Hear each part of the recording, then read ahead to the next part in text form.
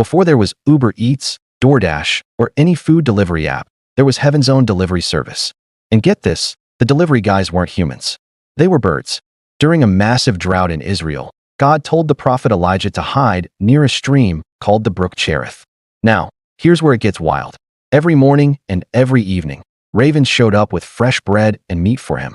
That's right, ravens, the same birds that usually snatch food, were now God's messengers bringing meals right on time. Imagine that. While everyone else was struggling for food, Elijah was getting divine room service in the wilderness.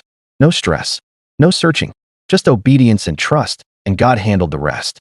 The same God who sent ravens to feed Elijah can still provide for you in ways you can't imagine. So next time you're waiting for your food delivery, remember this. God had his own delivery system long before technology. When you trust him, provision can come from anywhere, even from a bird. 1 Kings 17 verse 4-6. The ravens brought him bread and meat in the morning and bread and meat in the evening. Divine delivery service, always on time, never late.